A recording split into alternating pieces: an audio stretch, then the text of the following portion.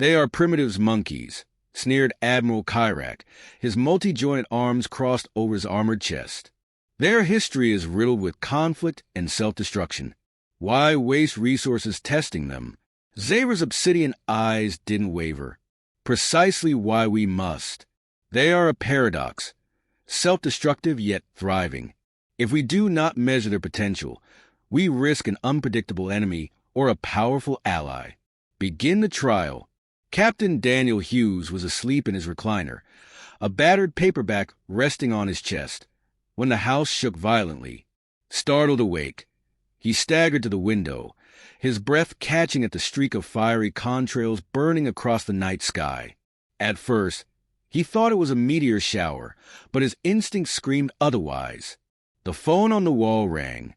Hughes answered, his former commander's voice crackling with urgency. "Dan, we've got something serious. Reports of attacks, machines, everywhere. We need your eyes on this." "Machines?" Hughes muttered, his pulse quickening.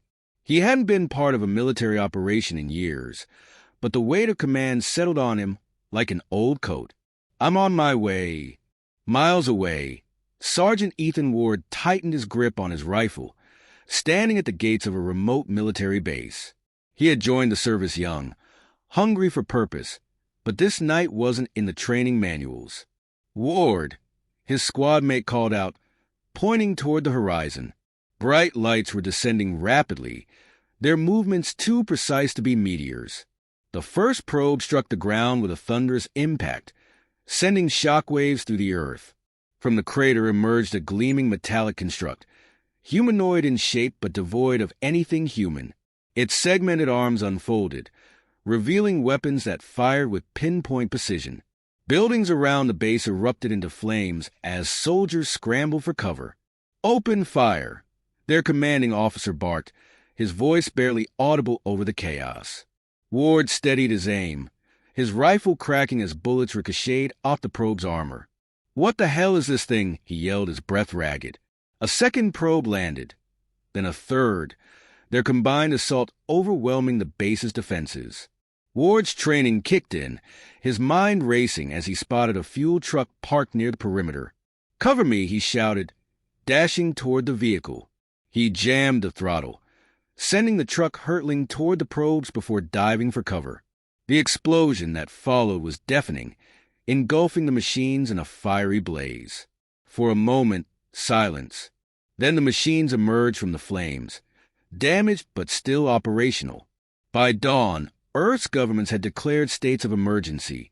News broadcasts flickered across the globe, showing cities under siege. The robotic invaders were relentless, their motives inscrutable. Hughes arrived at an impromptu command center, hastily set up in the ruins of a municipal building. Familiar faces greeted him, old comrades now back in uniform. "Glad you could make it, Dan," said Colonel Myers, thrusting a tablet into Hughes' hands. "We're outgunned, outmaneuvered, and completely in the dark." Hughes scanned the data, his mind piecing together a picture of coordinated strikes targeting power grids, communication hubs, and transportation networks. "They're cutting off our ability to respond," he murmured. "This isn't random. It's surgical, and we don't have the tools to fight back," Myers said grimly. Hughes set the tablet down, his jaw tightening.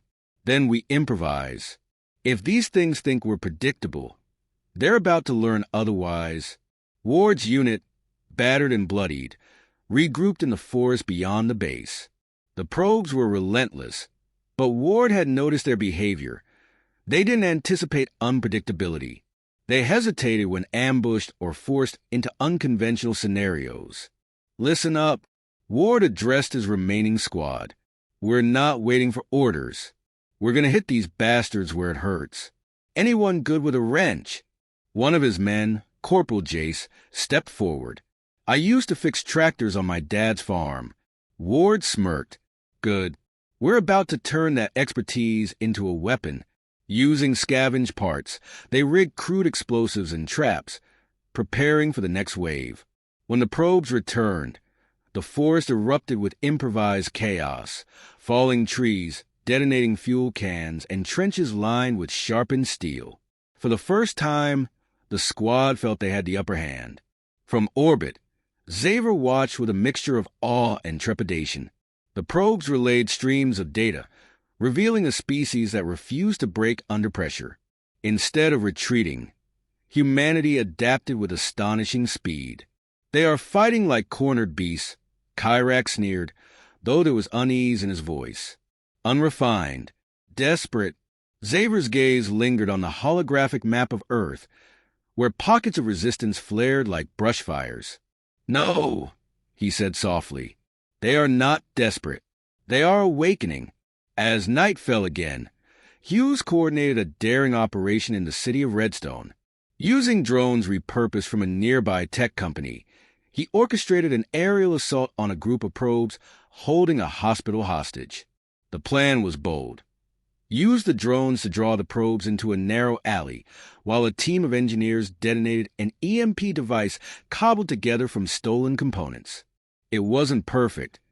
Hughes knew it wouldn't stop all the probes, but it was a start. The operation succeeded, partially. Half the probes were neutralized, but the others adapted, deploying countermeasures. Hughes cursed under his breath, watching as the remaining machines turned their focus on the fleeing engineers. In that moment, Sergeant Ward's unit arrived, their makeshift weapons unleashing a storm of fury. Explosions lit up the night as Ward and his team provided cover for the engineers. "Didn't think I'd see you again," Ward quipped, pulling Hughes behind cover as a probe shot obliterated a nearby wall. "Didn't think I'd be back," Hughes replied, his mind racing. "But if we're going to survive this, we're going to need every ounce of ingenuity we've got." By the time the sun rose again, Earth's defenders had gained their first small victories. It wasn't much, but it was enough to show humanity's spirit. In the darkness of space, Xavier clenched his claws. "They will not bow easily," he muttered. "Prepare the next phase." The streets of Redstone were a war zone. Captain Daniel Hughes stood on the roof of a collapsed parking garage, surveying the aftermath of the previous night's battle. Smoke curled into the morning sky, mingling with the acrid stench of burning metal. Beside him, Sergeant Ethan Ward examined a salvaged piece of probe machinery, its inner workings sparking faintly as he prodded it with a crowbar. "You sure you know what you're doing?" Hughes asked, wiping sweat from his brow. "Not even a little," Ward admitted with a grin, "but if these things can be broken, they can be hacked." Hughes allowed himself a brief smile. Ward's reckless optimism was a sharp contrast to his own calculated demeanor, but it was exactly what they needed. Below, civilians and soldiers worked together, repurposing debris into barricades and weaponry. Humanity's response was patchwork, messy, and wholly unique, just as Hughes had predicted. Across the globe, humanity's ingenuity was on full display. In a jungle clearing in South America, guerrilla fighters used decades-old tactics to outmaneuver the mechanical invaders. By rigging traps with sharpened bamboo spikes and triggering landslides with controlled explosions, they turned the terrain itself into a weapon. In the Arctic, researchers at a remote scientific station discovered that extreme cold slowed the probe's movements. Using snowmobiles and ice fishing equipment, they lured a squad of machines onto a frozen lake and detonated charges beneath the ice, sending the invaders plunging into the frigid waters. Ward's improvised weapons became legend among his unit. He showed his men how to strip the probe's parts to fashion electromagnetic grenades. They were crude but effective, and every disabled probe became a new source of materials for their war effort. As the chaos escalated, Hughes worked to unite the fragmented resistance.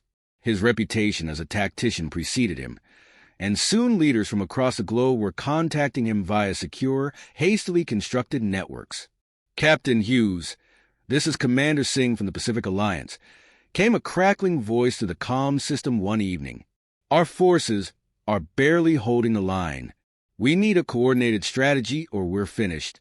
Hughes leaned over the table covered in hastily sketched maps and notes. "Then let's give them something to worry about.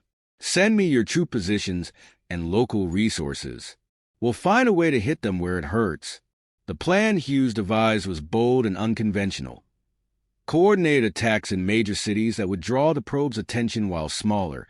Specialized teams infiltrated their staging grounds. It was a gamble, but it was all they had. Sergeant Ward's unit played a pivotal role in one such operation.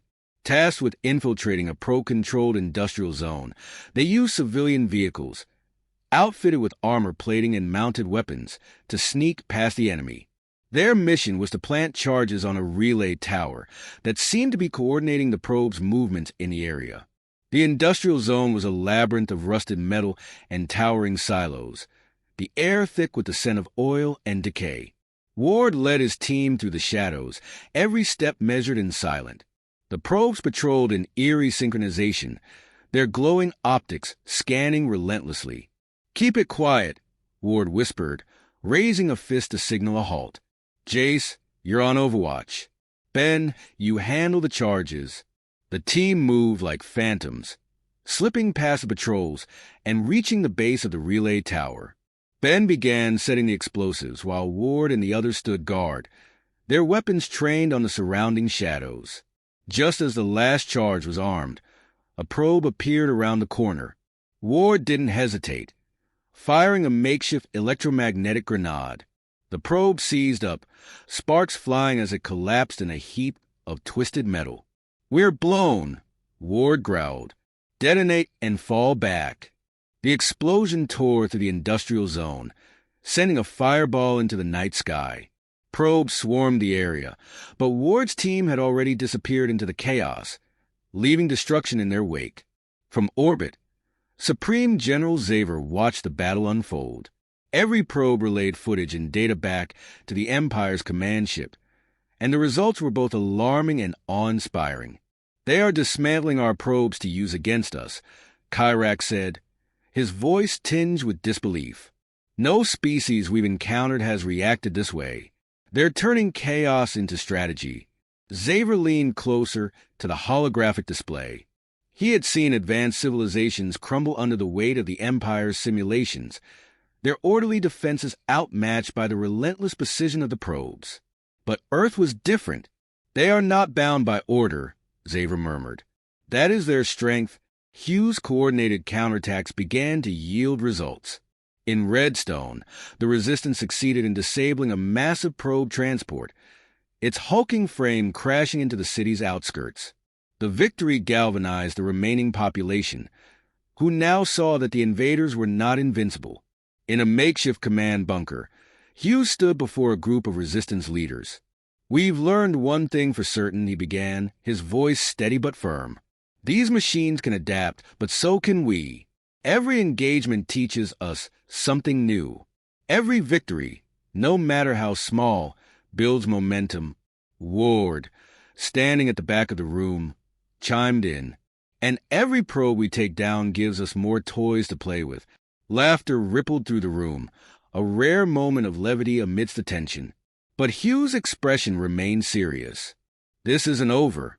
They're testing us, probing our defenses. We need to show them that Earth isn't just a planet. It's our home, and we'll defend it with everything we've got." As night fell again, Hughes and Ward found themselves standing side by side on a rooftop overlooking the battered city. Fires flickered in the distance, and the hum of drones filled the air.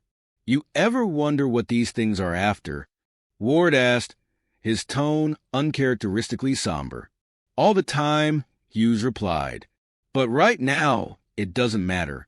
What matters is that they're here, and we have to stop them." Ward nodded, a faint smile tugging at his lips. "We'll stop them. And when we do, they'll wish they'd never come." In the distance, the first flashes of battle lit up the night sky. Humanity's fight was far from over, but the tide was beginning to turn. Supreme General Xaver stood alone in the observation chamber aboard the Verikai, the Galactic Empire's flagship, orbiting silently above Earth. The holographic displays around him projected a mosaic of chaos. Cities in flames, probes disabled and scavenged, and humans in every corner of the planet mobilizing against his fleet's mechanical emissaries. Each feed was a testament to humanity's ferocity, a relentless dance of destruction and defiance. "They don't fight to win," Xaver murmured, his voice barely audible. They fight to survive. Behind him, the chamber doors hissed open, and Admiral Kyrak entered, his segmented limbs clinking softly against the polished floor. General, the council grows impatient. They demand results. Xaver turned, his dark eyes unreadable. Results? You see the results as clearly as I do, Admiral. Look at them. He gestured to the holograms. A species born of chaos, thriving in it, weaponizing it. Kyrak's mandibles clicked in frustration. Their methods are crude, primitive. They rely on scavenged technology and desperation. And yet, Xaver interrupted, his voice sharp, those crude methods have neutralized a third of our probes. Their desperation has turned our weapons against us. Tell me, Admiral, what does that say about them? About us? Kyrak hesitated, his defiance faltering. It says they are unpredictable. No, Xaver corrected, turning back to the displays. It says they are dangerous. In a smaller chamber adjacent to the command center, Xaver convened with his advisors via holographic projection. The glowing figures of Empire scientists and strategists surrounded him, their expressions grim. Dr. Sereth, a bioengineer, spoke first. Their biology is remarkable. High adaptability, rapid neural responses under stress. Unlike other species we've encountered, humans excel in chaotic environments.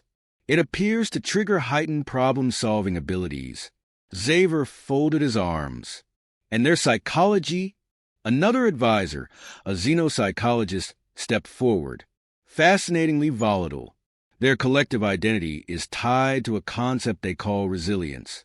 When faced with extinction, they do not submit. They innovate. Their mythology, history, and culture celebrate triumph over impossible odds. So, Kyrak interjected, his tone dripping with skepticism. You're saying they are more dangerous because they're disorganized? No, Sereth said, shaking her head. I'm saying they are dangerous because of their disorganization. They are chaos incarnate, a swarm of unorthodox strategies. You can't predict them because they don't follow a singular logic. Xaver paced slowly, his claws clicking against the floor. Every species we've encountered has crumbled before our probes.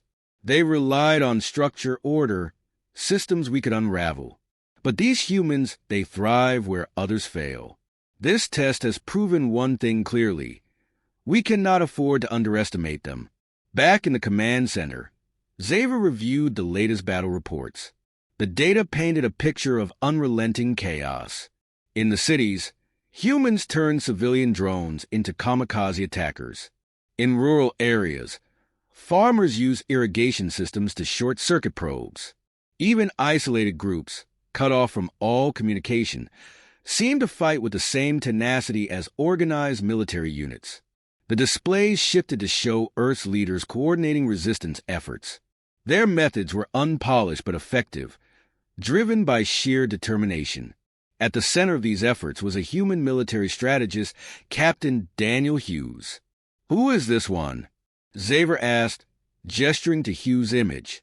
A tactician, Kyrak replied, disdain evident in his voice. One of their war leaders, skilled, but not exceptional by their standards. And yet, Xaver said, tapping the display to highlight Hughes' recent victories, he coordinates chaos with precision. He doesn't command, he inspires. That is what makes him exceptional. Kyrak frowned but said nothing. Xaver turned his attention to another display showing Sergeant Ethan Ward's unit. The young soldier's bold ambushes and improvised tactics had become the stuff of legend among Earth's resistance. In one battle, his team had lured a squadron of probes into a canyon, triggering a landslide that buried them beneath tons of rock. Observe this one, Xaver said. A foot soldier, yet his actions ripple across the battlefield. They have a way of elevating the ordinary into the extraordinary. How does one counter that? Kyrak remained silent, his earlier confidence eroding under the weight of the evidence. As the hours passed, the council's projections became grimmer. The probes were learning and adapting, but so were the humans, at a pace the Empire hadn't anticipated. For every probe that evolved, humanity devised a new countermeasure. General, Kyrak finally said, his voice low, "Perhaps we should escalate. Deploy heavier probes or orbital strikes. Crush them before they adapt further." Xaver shook his head. "No. Escalation would reveal too much.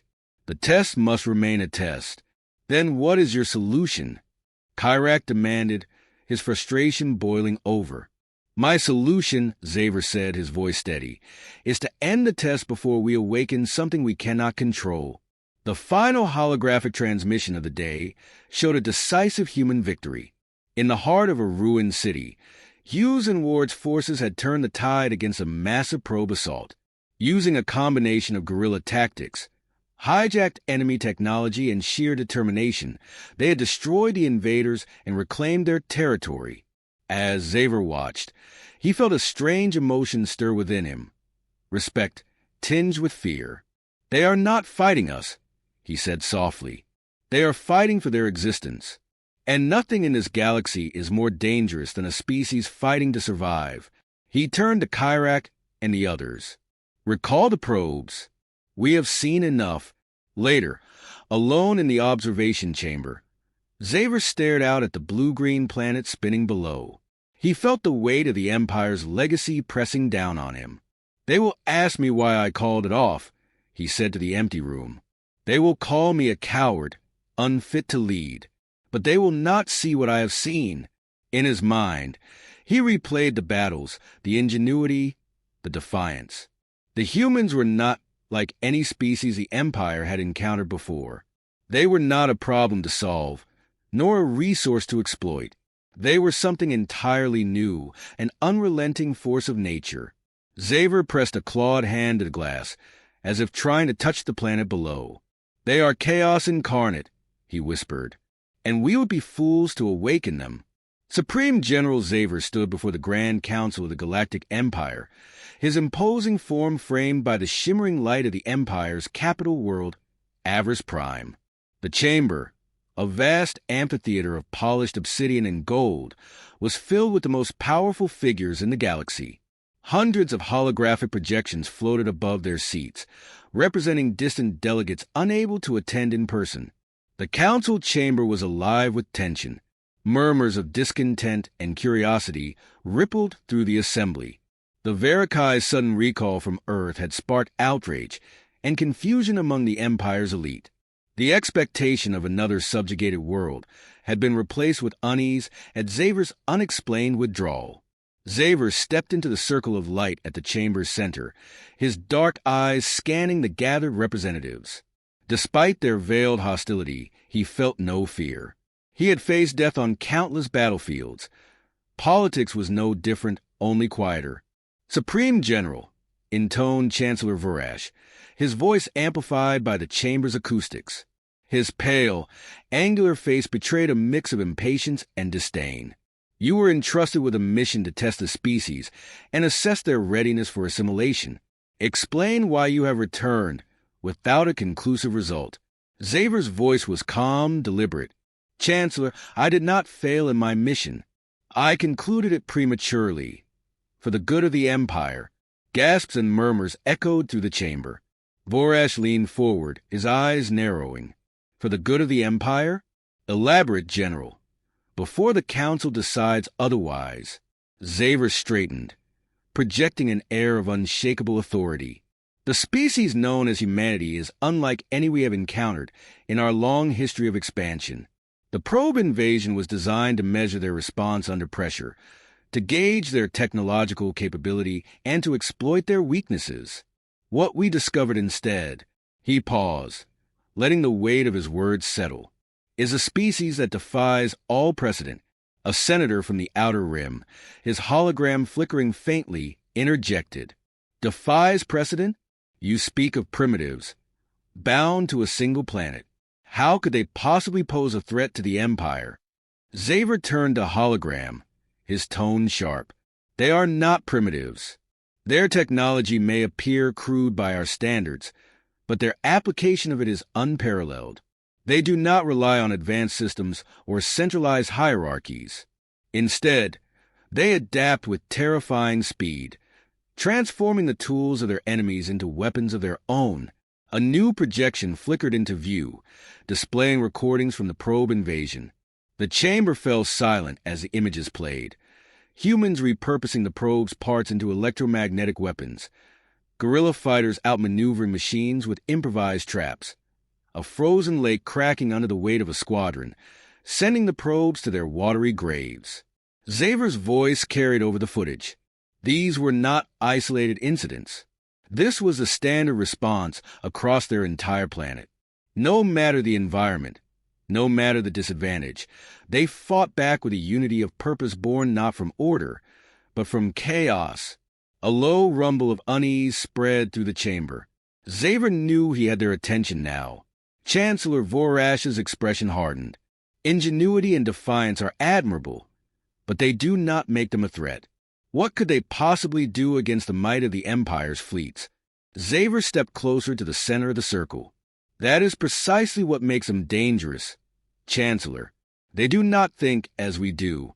Their strength lies not in their technology or their numbers, but in their unpredictability. They adapt faster than any species we have encountered, and they thrive under pressure that would shatter most civilizations. He gestured to another holographic display, showing a tactical map of Earth. This species was not fighting to win. They were fighting to survive. They turned our carefully calibrated simulation into a battlefield we could not control. If we were to confront them openly, I have no doubt they would find a way to match us, even surpass us. A senator from the core worlds rose, her crimson robes glowing faintly in the dim light. You overestimate them, General. A single planet, a single species, cannot stand against the full might of the Empire. I do not overestimate them, Xavier replied, his voice like steel. I caution you against underestimating them. What you fail to see is their potential. Left undisturbed, they will remain a threat contained to their world. But if we force their hand, if we awaken the fury I witnessed, they will become something far more dangerous. The chamber erupted into debate. Delegates shouted over one another, some calling for immediate subjugation, others urging restraint. Xavier remained silent, letting the chaos wash over him. This, too, was a test, a battle of words and wills. After several tense minutes, Chancellor Vorash raised a hand and the chamber fell quiet. You paint a grim picture, General, but you have yet to explain why you abandoned the mission. Why not escalate? Send heavier probes, orbital strikes. Show them the Empire's strength. Xavier locked eyes with the Chancellor, because escalation would reveal us to them. We would no longer be testing them. We would be declaring war. And war with humanity is a risk we cannot afford. His words hung in the air, heavy and final. In the silence that followed, Xavier delivered his final argument. I have seen countless species broken by the Empire's might, but humanity is not like them. They are chaos incarnate, a force that grows stronger the more you try to suppress it. If we provoke them, they will unite, innovate, and retaliate with a ferocity we are unprepared for. My decision to withdraw was not cowardice. It was wisdom. If the Empire values its future, it will heed my warning. Do not awaken humanity. Leave them to their chaos. For if we do not, their chaos will consume us all. The chamber remained silent as Xavier stepped back. His words had landed like hammer blows, shattering the Council's assumptions. He had delivered his warning. Now, it was up to the Empire to decide its fate. As Xavier left the chamber, he felt the weight of his duty lift slightly. He had done what he could. He had seen the truth of humanity and carried that truth to the Empire. Whether they chose to listen or not was beyond his control. In the vastness of space, the blue-green planet continued to spin, oblivious to the debate raging above. Humanity remained untouched, unbroken, and unaware of how close they had come to facing their greatest challenge yet.